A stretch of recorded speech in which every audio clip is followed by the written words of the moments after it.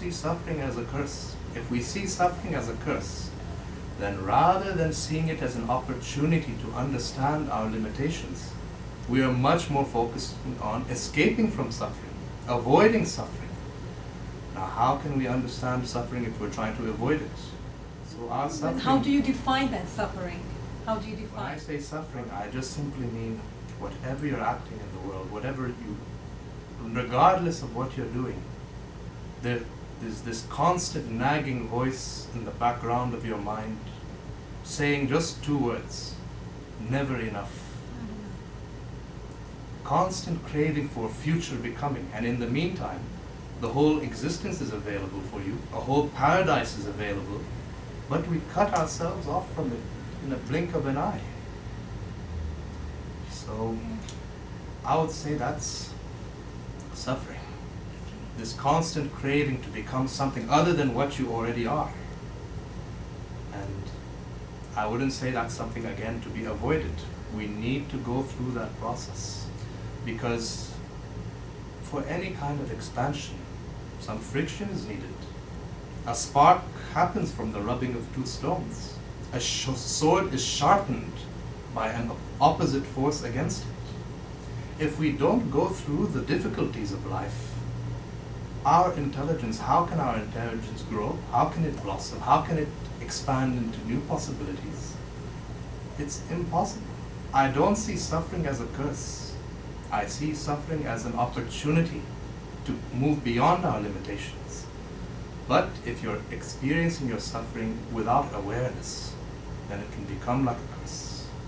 It can become like a cross you're carrying on your shoulders, a burden.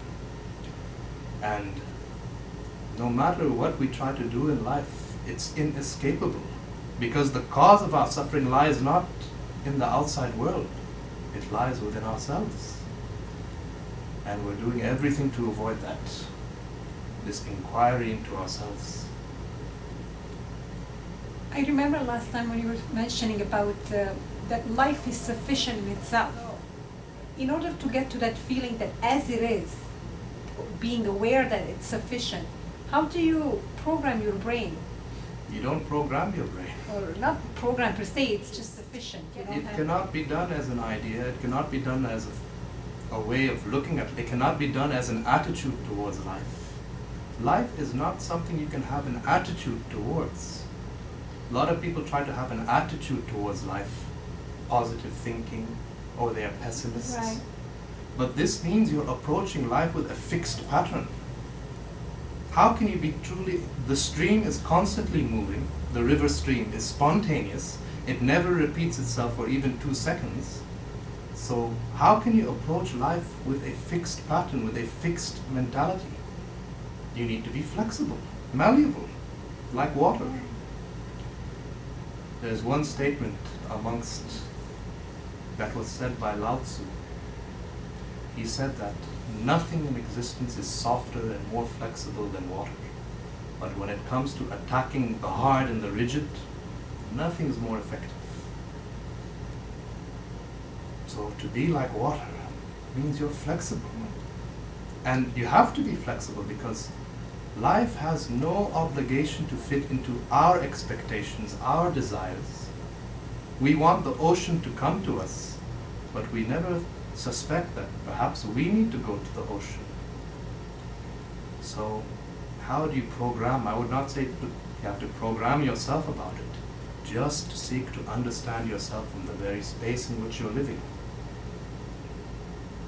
If you seek to understand yourself from the very space in which you're living, not tomorrow, not in the next second, not in the next week, not in the next minute, right now, you find by just observing what's happening in your experience, but without clinging to your judgments of what's good, what's bad, what should be done, what should not be done.